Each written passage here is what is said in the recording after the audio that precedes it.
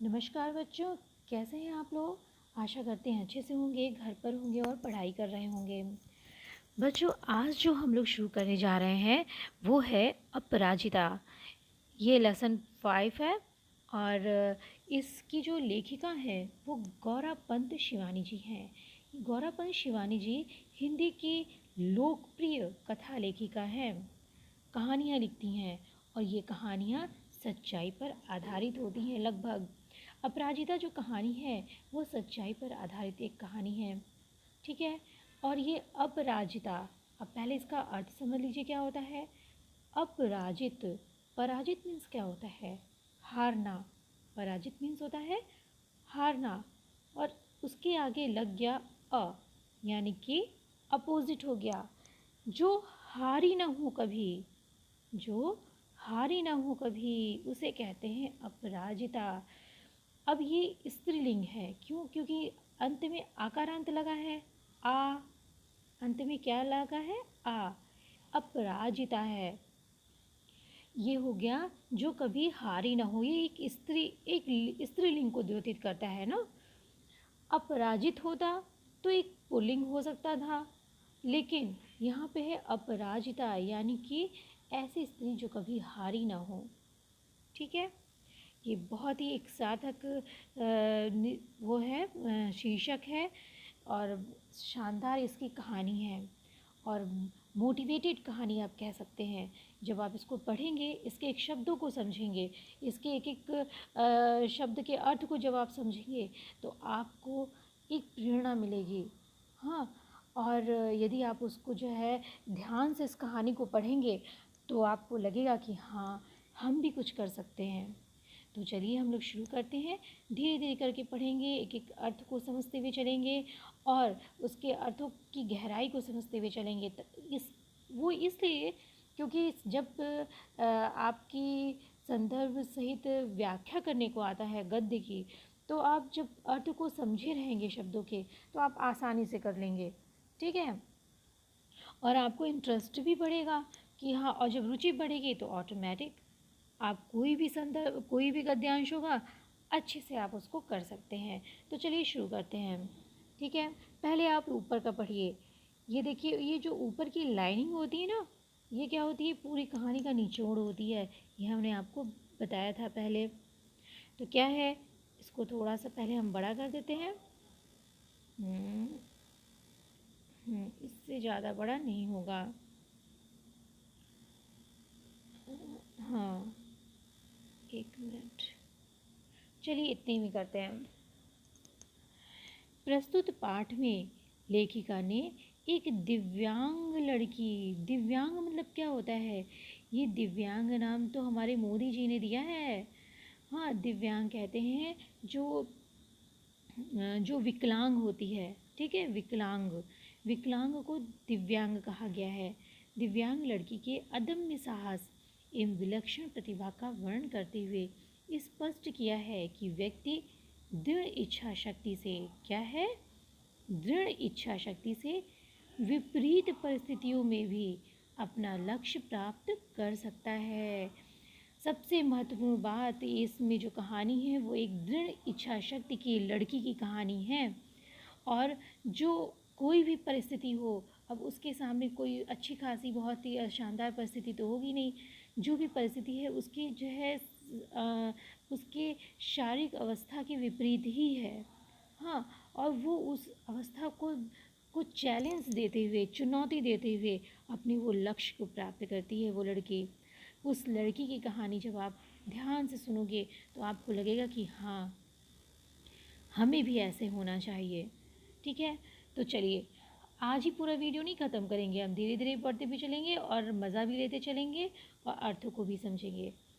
कभी कभी अचानक ही विधाता हमें ऐसे विलक्षण व्यक्ति से मिला देता है जिसे देख स्वयं अपने जीवन की रिक्तता बहुत छोटी लगने लगती है। अब इसमें कहानी की शुरुआत की है शिवानी जी ने, कही है कि कभी कभी अचानक, अचानक ही विधाता, विधाता मतलब ईश्वर, हमें विलक्षण, विलक्षण मीन्स होता है अद्भुत। विलक्षण का मतलब क्या होता है? अद्भुत, ठीक है। व्यक्ति से व्यक्तित्व से मिला देता है, व्यक्ति का व्यक्तित्व बन गया है बच्चों ये। सॉरी। व्यक्तित्व एक भाववाचक संज्ञा है, व्यक्तित्व से मिला देता है, एक अद्भुत व्यक्तित्व से मिला देता है, जिसे देख स्वयं अपने जीवन की रिक्तता बहुत छोटी लगने लगती है। कहने का तात्पर्य ये है कि हम अपनी रिक्तता मतलब कमियां, रिक्तता मतलब होती है कमियां, हम अपने अंदर जो कमियां हैं उसी को देख देख के, उसी को या हमारे आसपास की जो कमियां उसी को देख देख करके हम कोसते रहते हैं अपने आप को। भगवान मुझे ऐसा कर देते तो अच्छा था, ऐसा बना देते तो अच्छा था, मेरे इस कारण से जो है मुझे सफलता नहीं मिल रही है। हम अपने अंदर बहुत सारी कमियों को लेकर के भगवान को कोसते रहते हैं। लेकिन अचानक ही शिवानी जी की जो मुलाकात हुई, उन्होंने एक विलक्षण लड़की, अद्भुत लड़की को देखा कि अपने अंदर की कमी बहुत छोटी लगने लगी उन्हें। जब ऐसी बच्ची को उन्होंने, ऐसी लड़की को उन्होंने देखा, ठीक, हमें तब लगता है कि भले ही उस अंतर्यामी ने हमें जीवन में कभी अकस्मात अकारण ही दंडित कर दिया हो, किंतु हमारे किसी अंग को हमसे विच्छिन्न कर हमें उससे वंचित तो नहीं किया। फिर आगे कहती हैं शिवानी जी कि हमें तब लगता है कि भले उस अंतर्यामी ने हमें जीवन के, अंतर्यामी मतलब ईश्वर ने, जीवन में कभी अकस्मात, अकस्मात मतलब अचानक, अचानक, मैं उम्मीद करती हूँ कि आप लोग कॉपी और पेन ले करके बैठे होंगे। अकस्मात का मतलब अचानक या अकारण, बिना कारण के ही दंडित कर दिया है। कभी कभी हम सोचने लगते हैं ना, ईश्वर को कहने लगते हैं कि आपने मुझे दंडित किया है, मेरा कौन सा अपराध था कि मुझे इतनी बड़ी सज़ा मिली, कि मेरे पास कोई नहीं है, ऐसा है वैसा है, बहुत सारी चीज़ें सोचने लगते हैं। किंतु हमारी किसी अंग को हमसे विच्छिन्न, विच्छिन्न करना मतलब क्या होता है बच्चों, पता है? अलग कर देना। विच्छिन्न करने का मतलब होता है अलग कर देना, ठीक है? विच्छिन्न करने का तात्पर्य अलग कर देना। हाँ, हाँ, कर हमें उससे वंचित तो नहीं किया है। वंचित मतलब होता है, वंचित मतलब होता है कि उससे जो है मतलब हमसे छीन तो नहीं लिया है। वंचित मतलब छीनना। हाँ, तो यानी कि हमको उससे अलग करके उसे छीन तो नहीं लिया है, यानी कि हमारा अंग भंग अलग तो नहीं कर दिया है। हमें जितने भी दुख दिए हैं, दुख मिले हों, लेकिन हमारे अंग हमारे पास में है। जब हमारा शरीर का प्रत्येक अंग सही सलामत हो तो हमसे सुखी कोई हो ही नहीं सकता है। सॉरी। हमें तब लगता है कारण ये वंचित तो नहीं किया, ठीक, यानी कि हमें जितने भी अकस्मात अचानक ही कोई भी दंड दिए हों, लेकिन हमें हमारे अंग से वंचित नहीं किया, हमसे हमारा अंग नहीं छीन लिए हैं, वो अंग से हमें अलग नहीं कर दिया, यानी कि हमें अपंग नहीं बनाए वो। हाँ, फिर भी हम में से कौन ऐसा मानव है जो अपनी विपत्ति के कठिन क्षणों में विधाता को दोषी नहीं ठहराता? बिल्कुल सही बात है। जब भी हम कठिन परिस्थिति में होते हैं तो हम एक बार ज़रूर कह देते हैं कि भगवान मेरे साथ ऐसा क्यों किए? हाँ, ऐसी कठिन परिस्थिति ऐसा क्यों हुआ? या दूसरा यदि सफल हो और हम कष्ट में हों तो हम एक बार ज़रूर कोस देते हैं। लेकिन जब उन्होंने एक विलक्षण व्यक्तित्व को देखा, एक विलक्षण मतलब स्वभाव के व्यक्ति को देखा, एक व्यक्तित्व को देखा, एक व्यक्ति से मिले, तो उन्हें अपने सारे अंदर की कमियां, सारे अपने दुख सब छोटे लगने लगे। हाँ, और उन्होंने वो भगवान की रचना को, हाँ, वो भगवान को जो लोग दोषी ठहराते हैं और जो कोसते हैं, उसमें भी गलती महसूस होने लगी उन्हें। मैंने अभी पिछले ही महीने एक ऐसी अभिशप्त काया, अभिशप्त काया का मतलब क्या होता है? अभिशप्त काया मतलब कि जिसे जो श्रापित कहते हैं ना, जिसे श्रापित कर दिया गया हो, ऐसी काया। हाँ, अभिशप्त आप कह सकते हो कि शाप से ग्रसित, ठीक, ऐसी काया जिसे विधाता ने कठोरतम दंड दिया है, किंतु उसे वह नतमस्तक आनंदी मुद्रा में झेल रही है। कहने का तात्पर्य है, शिवानी जी कहती हैं कि मैंने अभी पिछले ही महीने में एक ऐसे शरीर को देखा, तो ऐसा लगा कि वो कोई उसे श्राप दिया हो, श्राप से ग्रसित हो, और विधाता ने, ईश्वर ने उसे कठोर दंड दिया हो, ऐसा लगा उसे देख करके। लेकिन उसके आनंद मुद्रा को देख करके ऐसा लगा, लेकिन उसकी जो मुद्रा थी, जो उसका मुख था, वो आनंदित था। तो ऐसा लगा कि वो अपने सारे दुख को, सारे कष्ट को, सारे दंड को, हाँ, सारे श्राप को वो नतमस्तक होकर के, मस्तक झुका करके स्वीकार कर रही है और आनंदित मुद्रा में है, आनंदित है। इसका तात्पर्य यही है कि उसने अपने सारे तकलीफ़ों को स्वीकार कर लिया है, नतमस्तक हो गई है। हाँ, नतमस्तक का होकर के, नतमस्तक होना मतलब स्वीकार कर लेना। हाँ, स्वीकार, नतमस्तक हो गई, और जिसके पास कोई चारा न हो और स्वीकार कर ले, वैसा। हाँ, आनंदी मुद्रा में है, झेल रही है। विधाता को कोस कर नहीं, वो नतमस्तक होकर के आनंदी मुद्रा में झेल रही है, ठीक है। उसको हर परिस्थिति को स्वीकार करके, ठीक है, नतमस्तक हर परिस्थिति को वो स्वीकार करके आनंदी मुद्रा में वो सारी कठिनाइयों को झेल रही है। हाँ, और विधाता को वो कोस नहीं रही है। ऐसी वो विलक्षण अद्भुत व्यक्तित्व को शिवानी जी ने देखा। फिर आगे क्या है, उसकी कोठी की अहाता, उसकी जो कोठी की अहाता है, मतलब आप कह लीजिए कि अहाता का मतलब हो गया जो बालकनी होती है ना, हाँ, वो उसकी कोठी की जो बालकनी एकदम हमारे बंगले के अहाते से जुड़ी हुई है। हाँ, तो फिर क्या हुआ, जुड़ा हुआ था अपनी शानदार कोठी में, मतलब उसका बहुत शानदार बंगला था, वो अपनी शानदार कोठी में उसे पहली बार कार से उतरते हुए देखा। शिवानी जी ने अपनी कोठी से वो उसको अपनी, मतलब अपने बंगले में बैठे हुए उसको अपनी कोठी में जाते हुए देखा। कार से वो उतर रही थी, तब उन्होंने पहली बार देखा, तो आश्चर्य से देखती रह गई। होता है ना, जब हम कुछ ऐसा देख लें जो हमने कभी न देखा हो, तो हम एक टक लगा कर आश्चर्य से देखते रहते हैं। वैसे ही जो है हालत शिवानी जी की हो गई थी। क्या देख लिया भाई उन्होंने, देखा कार का द्वार खुला, ठीक है, कार का द्वार खुला, एक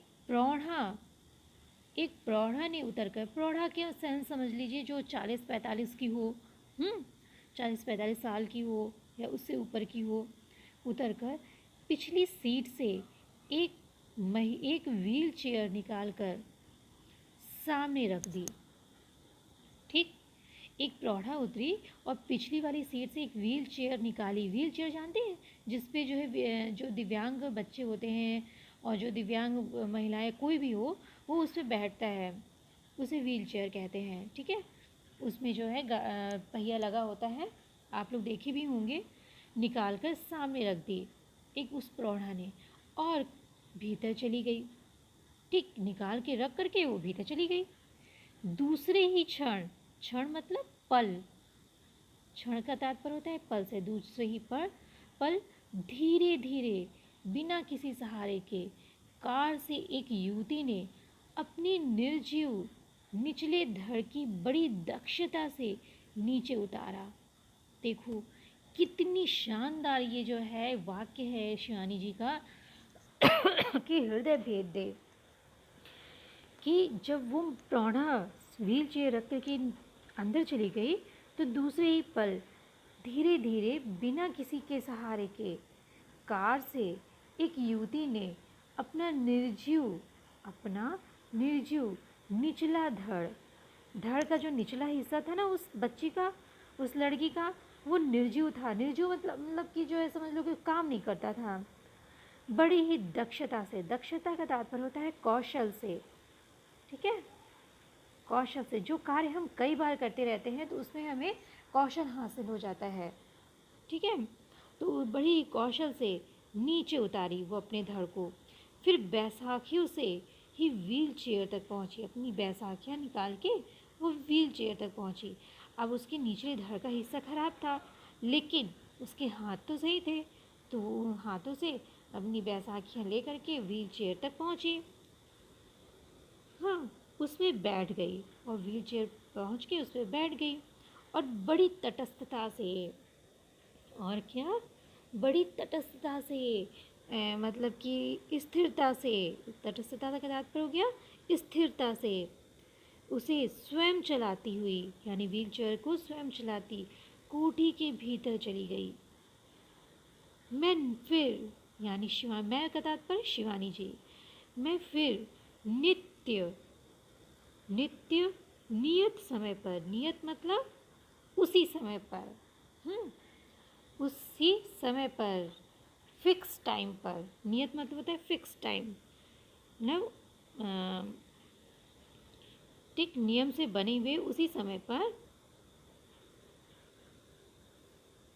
उसी नियत समय, उसी समय पर उसका यह विचित्र आवागमन, उसका यह विचित्र आवागमन, आवागमन को मत बोलते हैं आना और जाना,